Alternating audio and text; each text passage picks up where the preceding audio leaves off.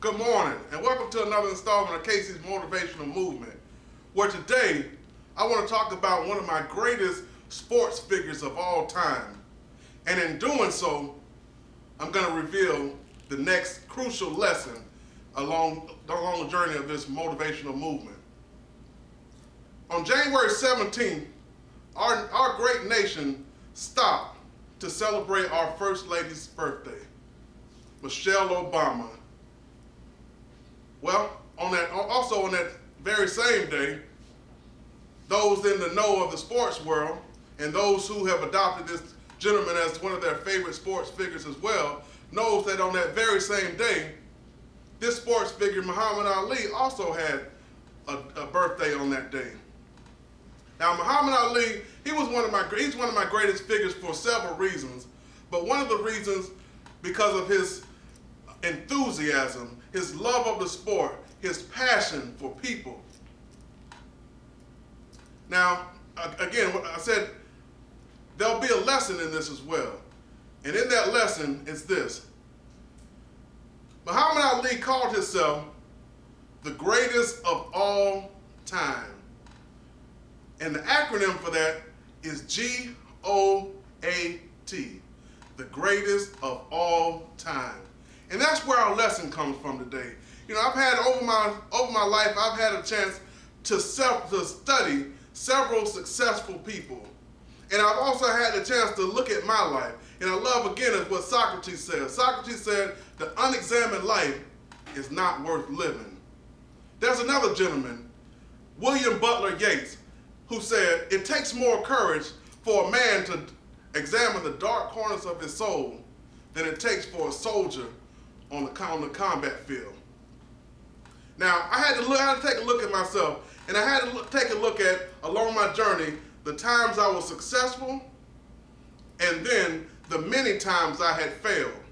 And again, in studying successful people, I've studied the same thing. The many times that they had failed versus the times they had been successful. And all the times that I had been successful, and all the times that I've seen other people be successful, they've all had these four things. GOAT. Well, let's talk about the G. The G is goal. And with this being February, it's a great time to talk about goals, because as of about January 1st, January 2nd, what the world starts doing is the world starts setting aside New Year's resolutions. It's like almost even like a tradition to set a New Year's resolution around January 1st, January 2nd. I'm going to stop smoking. I'm going to lose weight. All these things, we set our New Year's resolution, and it's become, again, a tradition. But in that same fashion, in the same fashion of tradition, we've come to disregard those same New Year's resolutions come around February 1st, February 2nd. So this is what I want you to try. Instead of making a New Year's resolution, let's set goals for ourselves. Now, in setting goals, we have to answer a few certain questions. Questions like, what is it that you really want to do? What is it that you really, really, really would like to accomplish? And at the end of that accomplishment, what would you like to look like? These are the things, as you start to shift your focus, these are the things that you need to concentrate on in setting your goals. And even if you like to take it one step further, there's a gentleman I love, a speaker and a philanthropist named Bill Bartman.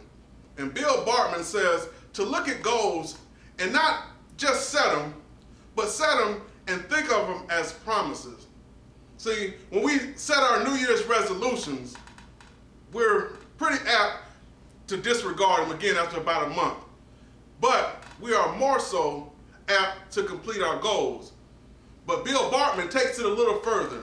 He said if we put it in a fashion of promise, especially if you're a man or woman of integrity, if you promise to yourself that you're going to accomplish something, you are more likely to accomplish that thing as if you had set a goal. So you're more likely to set it, to establish it, or to complete it if you set a goal versus a New Year resolution. You're more apt to complete it if you set a promise versus a goal. So it's all up to you, But set that goal, set that standard, and make sure you write it down. Because until you write a goal down, it's only a wish list. But when you begin to write it down, you begin to etch it in your memory. You begin to etch it in your subconscious mind. And your subconscious mind then begins to try to figure out a way to accomplish that goal. The next one, O, is the outcome. You have to be able to focus in on your outcome, the outcome that you want after completion of your goal. Now, not only do you have to focus on this outcome, but you have to actually commit. You have to commit to the outcome. Not only is it not good enough to set it, but you have to commit to it. I remember when I was in boot camp in 1995, 1996, about February of 2006, there was a gentleman that came on board to Parris Island. That gentleman's name was Riddick Bowe. Now, many people might know Riddick Bowe from the boxing arena. If you remember back in 1992, Riddick Bowe was one of the most dominant boxers of our time. He had beat Evander Holyfield to become the undisputed heavyweight champion. And then again, about a year later, he goes to fight Evander Holyfield again and loses. And then fights him for a third time and wins. Now, this is important. I just want to set the scene because this is a heavyweight champion we're talking about. A champion who dominated in his field. But in 1996, he decided he would retire from boxing. He said he always wanted to be a United States Marine. And he figured if he did it, he would make his mom proud. And in doing so, he would also be recommitting himself to training. So all these things came into play as he decided he wanted to be a United States Marine. But the funny thing happened when he went to Parris Island, the place that Marines are made. He lasted just 3 days.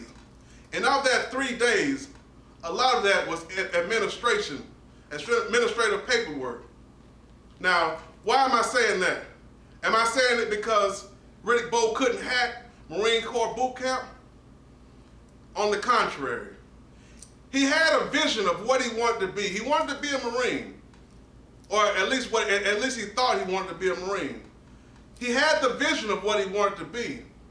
But at the end of the day, he didn't commit to become a Marine. Not that he couldn't do it, but at the time, you got to think about it. He was a 29-year-old young man. He had been the heavyweight champion of the world, millions of dollars in the bank, and now he goes to Marine Corps boot camp where he's told what to do, when to do it. That lifestyle just wasn't conducive to him. And so he couldn't commit to it. But the thing about this, after he left Parris Island, shortly after that, he went back to boxing and again began to dominate in that sport because that's where his true passion lied. That's where he saw the vision and he was able to commit to it. The next one is A. I like to view A as accountability. And another story comes from when I was in boot camp as well. I remember there was an initial strength test that I had to take, and I had to pass it 2 times consecutively in order to move on through boot camp. Well, I had passed it 1 time. Now, on the second time, when I went to attempt it, I had a recruit there who said, "Casey, stick with me, and I'll make sure you pass this run." See, this gentleman had no problem with the run. He had later discussed with me that his problem was with the pull-ups. But definitely, if I stuck with him, he would get me to that finish line with a passing score. Well, as we took off and as we set off in that race, I had it in my mind what I had to do. I had the vision set, and I committed to that vision. And as I ran and we took off together, me and my pace setter, after a little while, I started to notice he started to fall back a little bit. But in my mind, I knew what I had to do. my mission was cut and clear. I could see it, and I committed to it. Now, as my pace setter started to fall back, and I knew what I had to do, I began to pull away from my pace setter. And I finished it, and as I finished the race, I looked back, and I didn't see my pace setter anywhere in sight. I had totally lost him, and he was no longer in the picture. That's accountability. I knew what I had to do, and I knew that I couldn't rely on anybody to do it. But in the same sense, there's a such thing as an accountability partner. Now, this is something I was introduced to early in life as I used to train, and I used to do some weight training, and I used to have an accountability partner. And what would happen is there would be days that I didn't want to train, and there would be days that my accountability partner didn't want to train. But they were they were rarely on the same day. So when I didn't feel the motivation, my accountability partner would hold me accountable to training that day. And vice versa. When my partner didn't feel up to training, I would be accountable I would hold him accountable for training that day. So it's always good to be a good accountability partner, but at the end of the day, remember, the accountability ultimately falls on you. Last but not least, one of my favorite, T. T is the thinking. It's the thought process. In order to be a great champion, in order to be successful, you must first believe that you can. You must first think that you can. I love Romans 12:2. It says, "Be ye not conformed to this world, but be ye transformed by the renewal of your mind." Now, this is no more than just renewing your thoughts. You know, when we set out to do something and we think we can't do it, usually we end up not being able to do it. You know, I love what Henry Ford said. Henry Ford said, "Whether you think you can or you think you can't, you're right." It's a great piece of information there. Whether you think you can or whether you think you can't, you're right. I love what Muhammad Ali said about thinking. Muhammad Ali said, "I am the greatest." Again, we go back to that greatest of all time, GOAT. I am the greatest. And I said that even before I knew I was. So what is he saying there? He said, I am the greatest, and I said that even before I knew I was. Somewhere in the process, Muhammad Ali had to think that he could be the champion. He could be the greatest. There had to be a thought. You know, he said, I would tell people over and over again, and I told people so much that I expected them to believe it. I figured if I told them enough, they would believe it. See, but what happened was, as he began to think it, as a man thinketh, so is he. He began to think he is the greatest, that he could be the greatest. And that's exactly what he became from his thoughts. It all starts with the thought. The process of thought is a simple thing, but it's not easy. See, it's one of those things, if it was easy, everybody would be great thinkers. But see, great people think great thoughts. So just something to think about.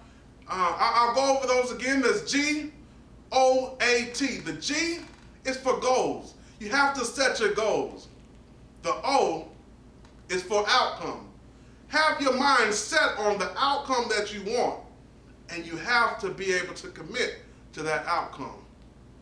A, accountability. You have to be accountable for your actions or lack of actions.